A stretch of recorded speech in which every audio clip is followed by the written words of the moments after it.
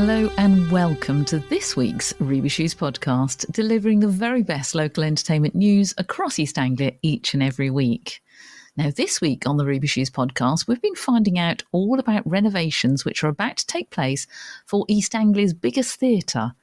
Plus, we've had a fascinating chat with the man who's the only official biographer for the notorious Kray Twins. And as always, a roundup of some of the region's top shows coming your way very soon, which you won't want to miss. First this week, we've been chatting to the lovely Richie Ross, who's the general manager for East Anglia's largest theatre, the Ipswich Regent Theatre, which is about to undergo extensive renovations. So here in a cafe, because it's actually jolly cold outside, and I'm here with Richie Ross, who is the general manager of East Anglia's largest theatre, basically, the Ipswich Regent Theatre. It is, it always has been, always will be, hopefully, yeah. And quite a big step is going to happen for the Ipswich Regent. In May, it's going to close. Big year 2025 is. So the Regent is heading towards its 100th anniversary in 4 years' time, 2029. It opened on the 4th of November. So we're looking to future-proof and spearhead the theatre for the next 100 years. So yeah, we are closing this year for 7 months, May to December, for quite a significant refit, which is going to see a lot of front-of-house works at the Regent Theatre. That's going to improve a lot of the customer areas that you see when you come into the building. It's going to improve a lot of the facilities on site as well, so it makes it fit for purpose for the next 100 years. And the first time in quite a few years of a significant investment, so 2025 is an exciting time. It is. I mean, when you talk about significant, it's over £3 million worth of investment. We're talking, it's not loose change here. No, it's not. This is the second stage of a project that was started 10 years ago. And as with all these things, they take a lot of time to come to fruition. So this is the second stage of it now. So this is where the theatre now becomes fit for purpose in terms of operational stuff. Stage one that we did 10 years ago was very cosmetic. It was bringing back some of the original design elements of the theatre when it first opened. This is now about how we make it a better customer experience. So this is all about the customer experience when they walk through the front door and come see the shows that we have on stage. And am I right in thinking that even the front of the Regent is going to look quite different? It's not going to look, well, it will look different as much as the existing canopy that you see outside, which is quite a focal point on the streetscape of Ipswich, is going to have a bit of refurbishment. And we're going to pick up some of the original elements that were part of the canopy when it first opened in 1929. We spent a lot of time looking at some of the Art Deco design within the theatre as well, so we're going to emulate some of those on the canopy and just bring it a little bit up to date, a bit more fit for purpose. It's still going to have a lot of the theatre elements to it with the bulbs around the outside, but it's going to have some integral LED lighting panels underneath, and it's going to have a really lovely refit that's going to look great on the street scene. It's going to be very exciting. It is. A bigger bar area as well? Yeah, so as you walk into if you're familiar with the Regent, when you walk into the foyer, it's quite a big space. You've got the box office on one side, and then you've got a bar on the right hand side as you walk in. They'll still be there, but we're going to open them up. So we're going to open up a lot of the original ceiling panels that were put in 1929 are hidden from suspended ceilings, and these were put in when the Odeon took over in the 1980s. They hid a lot of stuff behind suspended ceilings and plasterboards. So we did some of that work 10 years ago.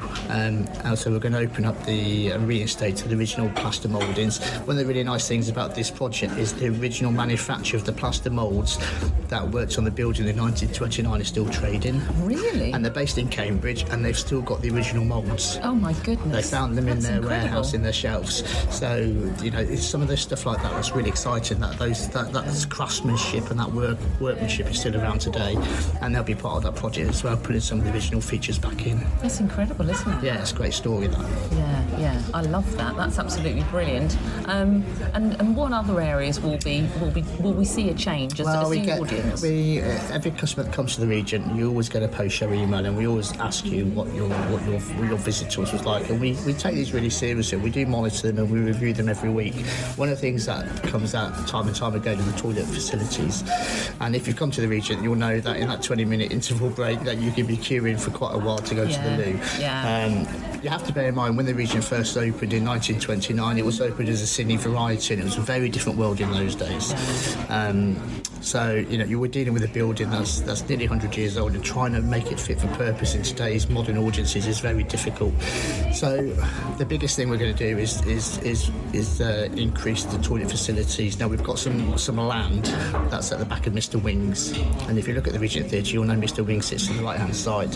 So in that space there, we're going to build a single-storey extension that's going to house the toilet facilities for ladies, gents, the changing places, and the disabled access facility as well.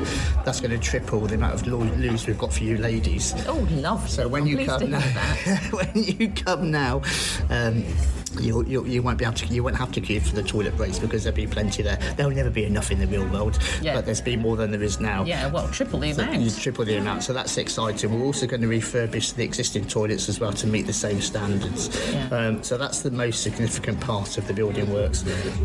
And are you also improving the disabled access as well to make that? We are, yeah. So at the moment, if you come to the building, you'll know, and it's a terrible term to use, but the disabled access into the building is what was the old paupers entrance. Now, 1929, very different class system than we have today. Oh, and if you were wealthy and you were a rich journalist, tour, didn't you, like Steph McIntyre and the circles that she moves in, you would have donned your Sunday best and you would have walked through the front of the entrance of the theatre, and you would have walked into the great grandeur of this open space of the foyer. If you were like me, a little old poor person working for the local authority, you would have to go through the paupers entrance, where you would have had to queue to get in. You would have paid your 1 and 6, and then you would have looked through the glass doors at all these lovely people in their ball gowns and their dinner suits having their afternoon teas, on the hope that you might have been able to get to some bench seats in the back of the auditorium. So that entrance is still in existence today. But that's going to have a complete refurbishment. And one of the nice things about it is it's going to have a wall of fame. So we're going to celebrate a lot of the artists, because you've had and a lot some of the amazing legacy. people come to the region when you over think the about, years, you and still do. We're talking about 100 years worth of history. Yeah. The likes of Jimi Hendrix, Tina Turner, the Beatles, Buddy Holly. The list goes on and on and on. So we're going to celebrate some of the lasting legacy of those artists in the region with a wall of fame as you walk up. Fantastic. That's going to be amazing. And then also, as well as that, we're going to be having an external lift put in. Oh, wow. So this is going to be on the outside of the building that will take wheelchair users from the foyer up to the Circle Lounge that opens that up then as a seated area as well. Yeah. So that's really there's lots going on. It's been in the planning now for 10 years, and I feel like I've lived it every single day. I bet. And you've still got to go through the next 7 months of it, haven't you? From May to December. Yeah. So we'll be announcing the contractor fairly soon. It's a lengthy process to go through. So planning permission was granted in December from the council. The procurement process is now finished. We're now going through evaluation of those tender documents, and we'll be awarding it to the relevant contractor around the end of January into February. We're at the exciting stage now where I'm getting to choose furniture. Oh, lovely. And that's quite a nice feeling. Nice, yeah. That's a nice part to it. Yeah. Any sort of changes in the colour scheme or anything like that? Because it's a very traditional colour scheme, and I think it looks beautiful when you walk in. When we did the stage one, there were lots of people of higher knowledge than me that live in the heritage world that were able to discern the colour scheme of the original theatre had. So what you see now is part of the original colour scheme. So that'll be rolled out across the building with some tweaks to it as well, just to make it a bit more modern, a bit more contemporary. Yeah. Oh, I love that. What about the shows, though? Because that's the important thing. So the region's going to be shut between May and December. Yeah. What happens to the shows? Well, you'll be aware that we've also looked after the Corn Exchange as well in the town centre. So we've pushed a lot of the shows and the programming over to there. Obviously, we can't get all of the shows that we would have had at the region in that space, but where we can, we've fully programmed the Corn Exchange for that period that we're closed. So the shows will still be going on, just in a different place. Okay. And what about the staff? What happens to them? Do they have to go on holiday for 7 months? No. Because we're still trading, there'll still be plenty to do, and those of us that work in the daytime will be sat there with our hard hat on and picking up a brush, no doubt, at some stage. Oh, goodness. Don't let me do that, please. And we'll still be running the operation with the other building as well. So yeah. Oh, well, I wish you all the very best with it. It's going to be exciting. It is going to be exciting, and I can't wait for it to reopen. One final question, Richie. If you open again in December, December. Yeah. Will there be a pantomime? There will be a pantomime, so we will open with Cinderella. The show's still going to go on. Go on, yeah. And that's every single meeting I've had for the last 5 or 6 years, I've always ended up by saying we have to be open for panto. Yeah. So that's the rule that cannot be broken. So we come what may, we will be open this year for panto. Even if the panto characters have got a broom in their hand on the first night. It'll still be open. Cinderella will be going to the ball. She will be going to the ball, definitely. Indeed. Richard Ross, always a pleasure to talk to you. Good luck with it all. Thanks, Steph. Fred Dinage, MBE, well known as the host of How and then the presenter for ITV's Meridian news programme in the south of England. His career spanned over 60 years and he's coming to the Spa Pavilion in Felixstowe on Sunday the 9th of February to talk about, get this, being the official biographer for the Kray Twins, Ronnie and Reggie. And I'm delighted that Fred joins me now for the Ruby Shoes podcast. Fred, I've got so many questions for you. I can remember the sort of almost like the myths and legends of the Kray Twins. I know they were real, but it was one of these things that you kind of grew up with and you never thought you'd get close to them. And now I'm interviewing someone who not only was close to them, but actually was their official biographer. Tell me, first of all, how did they first kind of entrust you into their inner circle? What was your first connection with them? It all started with a friend of mine whose daughter, Julie, was dying of liver failure. She desperately needed a liver transplant. Suddenly, the call came from Addenbrooke's Hospital in Cambridge. A liver donor had been found. Julie was rushed to the hospital. The transplant was successful. She's still alive today, living happily in Spain and very, very well. Her dad was so thrilled with her recovery, he vowed to raise £1 million. This was 30 years ago, a huge amount of money for transplant research and to help Addenbrooke's Hospital get equipment that they desperately needed. He set about doing this with all sorts of crazy stunts, including on one occasion, him and some of his mates from the Navy dragging a field gun all the way from Gosport in Hampshire, where he lived, to the hospital in Cambridge, a distance of about 150 miles. We started to do reports on his extraordinary stunts, including that one. And suddenly, a few days later, after we'd done one of our reports, I got a letter franked HMP Parkhurst. It was from Reggie Kray. I opened it. There in Reggie's scrawl was a nice letter saying he'd seen our report. He'd been very moved by the story of this little girl. He said there were some really talented artists in Parkhurst Prison. He could commission, to use his phrase, commission some paintings from them which could be sold at auction, and all the money raised could go towards Peter's charity. Sure enough, a few weeks later, half a dozen paintings arrived. 5 of them were beautiful. The 6th was absolutely awful. It was of 2 boxers in a ring, 2 little stick men. It was multicoloured, purples and yellows and greens, but it was signed Reg Kray. And that was the one that sold for thousands and thousands of pounds. We hung the paintings in a studio in Southampton. We got in an expert from Sotheby's, the art dealers. We'd hung them all up in a line. Last in the line was Reg Krays. We'd covered over the name Reg Kray. And I said to the art expert, have a look at these paintings. Give us an honest opinion on each of them. So he went down the line. First painting, look at this fantastic, beautiful facial expression. Second painting, lovely countryside scene. Third painting, beautiful seascape.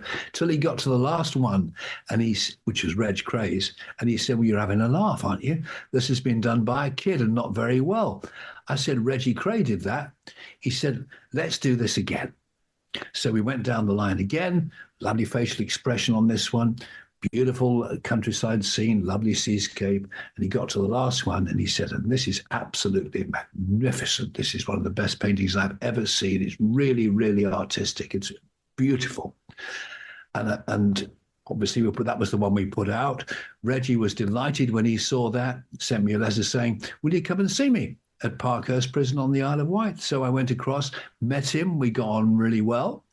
And I went back again, met him on another occasion. At the end of that conversation, he said, Me and my brother Ron, who was in Broadmoor Hospital for the criminally insane at Crowthorne in Berkshire, me and Ron want someone to write our story, to tell it the way we believe it actually happened, because there have been so many books and articles written about us which aren't true. We want to tell our story. Do you know anyone who could do it? I'd never written a book in my life before, and I said, yeah, I could do that. And that's how it started. Wow. I mean, that must have been such a gift for somebody, a news anchor like you, for somebody, you know, the most notorious criminals probably in the entire world, to say to you, we'd quite like a book written about us. You must have said yes and just grabbed it with both hands, that opportunity. How long did that take? And did you have to go and see them, you know, several times to obviously get their story from them? Oh, I saw them on many, many occasions. Yes, many occasions. It took about 3 years to write this book, because obviously I could only see them for an hour or two every month. And the thing about Reg and Ron was they would change their minds all the time. I mean, one week I'd go and see them and they'd say, oh, Pete so-and-so, he was an absolute rotter to us, he was. So that's what I'd write down. I'd take it back in, show it to them, and they'd say, no, Fred, no, Pete was a lovely bloke. He was a really good friend of ours. So they were always changing their minds. It took about 3 years to write the book. It was really a real labour of love, if you like. Yeah. And I mean, we're so looking forward to coming to the Spa Pavilion at Felixstowe in February to tell the story of Reg and Ron Kray, because we don't want to glamorise or glorify them, because obviously they killed a couple of men. But it's just a fascinating story, and their characters were real facets to their personalities. And as I said, we're not glamorizing or glorifying them, but we've got some terrific video. I've also got a sound tape of Ronnie Kray, which I'd recorded in Broadmoor all those years ago. Forgot I'd even got it, found it in my loft at home. And it's quite interesting because amongst all the things that Ronnie says, it's a message to young people not to go into crime like he and his brother, because it'll only end in tears. And he's saying to kids, don't do it. Don't do it. It's not worth it. And what interests me is Ronnie was the one who was basically hospitalised, wasn't he? And Reggie wasn't. They were twins. Did you feel that when you were speaking to Reggie that maybe, you know, was there much difference between them? Should they have both kind of ended up at you know, a secure hospital, do you think? Or was it very obvious that, you know, one was, you know, more in need than the other, shall we say? Well, Ronnie was a chronic paranoid schizophrenic, so Ronnie did have, you know, real mental issues. Although, to be fair, you know, and all the times I was with him, and I was with him on many occasions, he was a lovely, gentle bloke. I mean, bear in mind, I wasn't dealing with the Kray Twins as young men. They were more mature men by the time I got to them. But Ronnie was a lovely, gentle bloke. And he actually said to me, Fred, when I get out of here, because he always believed he would be freed from Broadmoor. He said, when I get out of here, he said, I'm going to go and live in Morocco. I'm going to buy 3 houses near the beach in Morocco. He said, I'm going to live in one, he said, and Reg will live in another, and you and your wife will live in the third. But it never quite happened, of course. No, but I mean, how lovely. You obviously built up an amazing rapport with both of them. Did you ever, I mean, you said they're lovely, he was a lovely man, but did you ever feel kind of fearful at all talking to them, or did that almost sort of go to the back of your mind when you were talking to the actual men when they were in front of you? No, I never had a problem at all with them. In fact, I even took my wife in on a couple of occasions to see Ronnie in Broadmoor, because he loved women and he loved kids. And the funny thing was, he got on so well with her, he virtually ignored me for the entire time she was there. He was a very easygoing sort of bloke to be with. His company was quite good. Reggie, on the other hand, was much more hyper. Reggie was a very fit, tough individual who, again, always believed he would be freed one day. And, of course, in the end, neither of them were. Yeah. Now, you wrote the book, as you said, back in 1989, Reg and Ron Kray. You followed it up in 1994 with My Story by Ronald Kray. Were there things that were changed, or was it just that Ronald wanted to add more to his story? How did that second book come about? Ronnie wanted to talk about his life in Broadmoor, because Broadmoor is a strange place. It's a very strange environment, Broadmoor, with some desperate characters in there. And he really wanted to talk about his life in Broadmoor, how he spent his time. He wrote lots of poems, did Ron, and he wanted to talk about his poetry. He loved his gardening, believe it or not. This was, the infamous East End gangster who loved poetry. He loved gardening. He wanted to talk about those sort of things. So I wrote that book with him because that's what he wanted.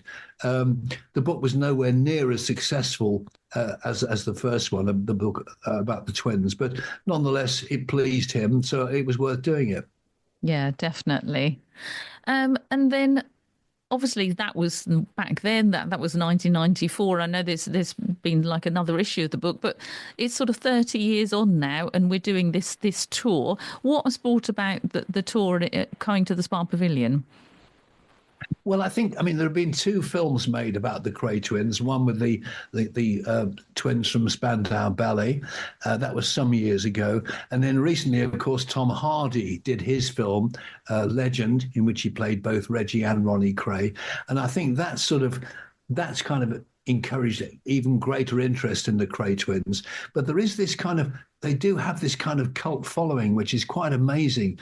And not just older people. I get loads of emails and letters from young people, young students doing criminology in university and college. And the Kray Twins is part of their learning, part of their courses.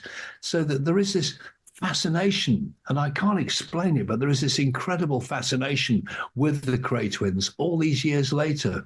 And I think that's why people want to come along and hopefully and see this particular show about the Kray Twins. As I say, we've got lots of really good video and sound tapes as well. And people seem to enjoy it. And then they like to ask their questions about the Krays, which I try and answer. And just to liven things up, we also do a part of the show which is kind of like how to survive 60 years in television. And it's some of my many, many bloopers in my own career. So we try and liven things up or make it a bit lighter in the second half before we go back to stories of Reg and Ron. Oh, that sounds fantastic. I, for one, are really looking forward to it. Tickets are via the spapavilion.uk, and the show, as I said, it's on Sunday the 9th of February, and it's at 2:00 at the Spa Pavilion. It's going to be fantastic. Fred, it's been a pleasure to talk to you. You do not look any different at all from those days when I'd sit in front of my black and white television and see you on How. Well, it's lovely to talk to you, and we talk about how as well on this particular show, and how it all started, because it started in 1966, would you believe, with a guy called Jack Hargreaves, a brilliant broadcaster, and I'd never met him, but he stopped me in a corridor at Southern Television in Southampton. I was just a young reporter on the nightly magazine show, and he stopped me in the corridor. He said, "I've got this. I'm Jack Hargreaves," he said, and he was quite he was deputy controller of programs. He said, "I've got this idea.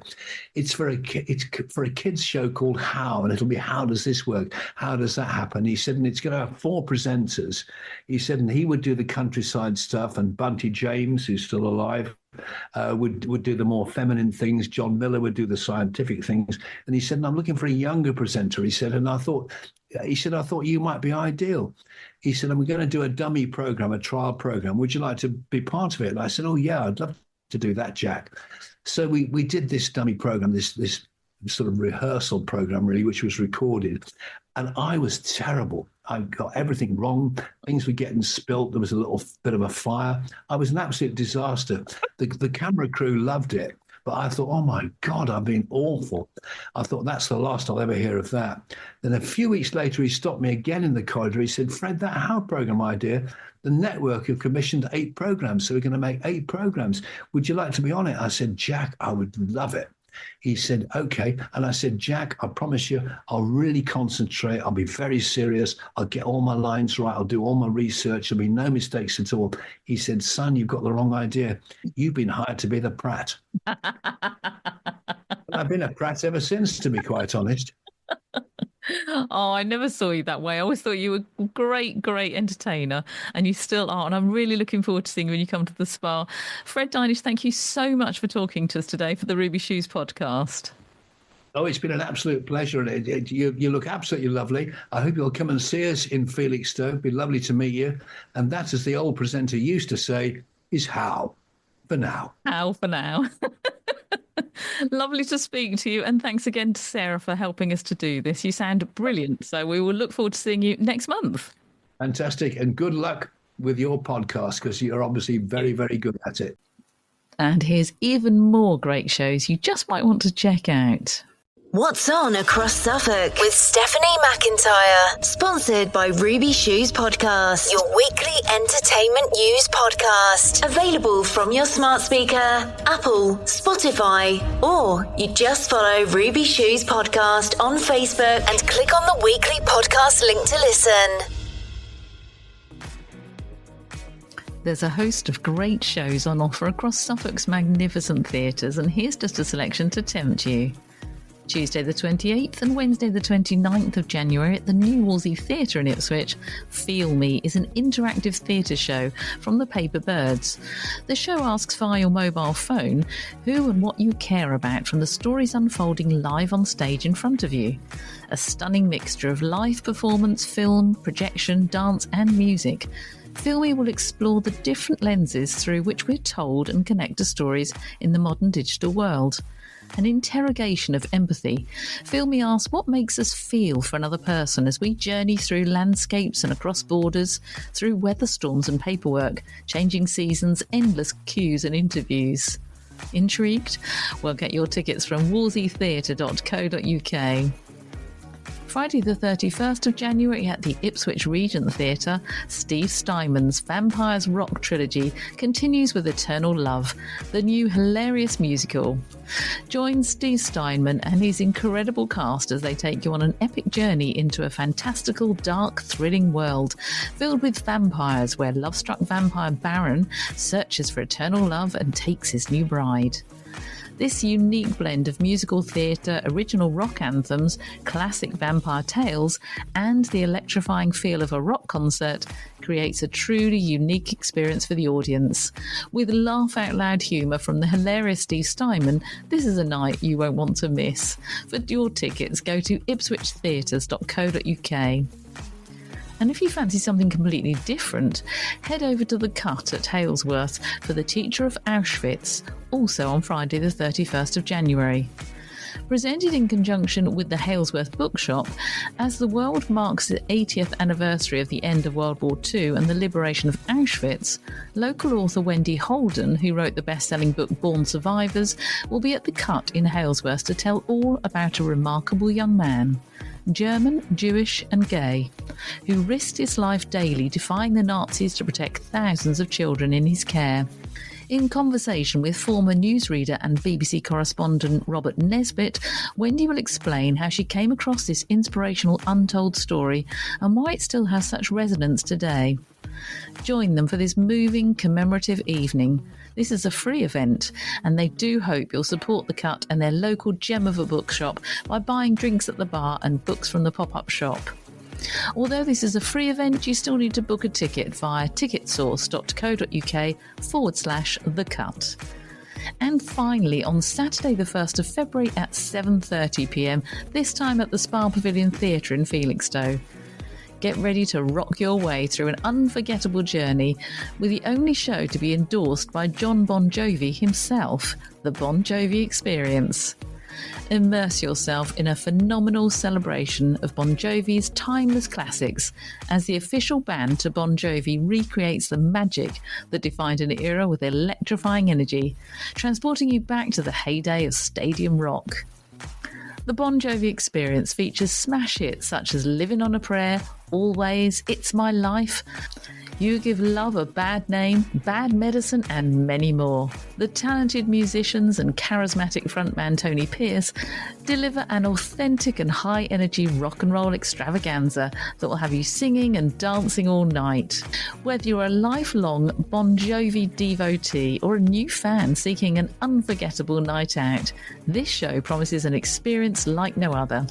Go to spapavilion.uk to book your tickets. And don't forget, as always, you can get in touch with us via our Facebook page. It's at Ruby Shoes Podcast. We love to hear about your forthcoming plays, your comedy nights, in fact, any kind of entertainment at all. Let us know about it and we can tell everybody else. You can always listen again to any of the Ruby Shoes podcasts via Apple or Spotify, or simply click on the podcast links on our Facebook page. Follow us there too for all the latest entertainment news. I'm Steph McIntyre. Thanks for listening. We'll chat about more live theatre and all kinds of entertainment next week. In the meantime, check out those socials at Ruby Shoes Podcast. We're on Twitter or X, Facebook and Instagram, and we'd love you to follow us there, and make sure you have a great week.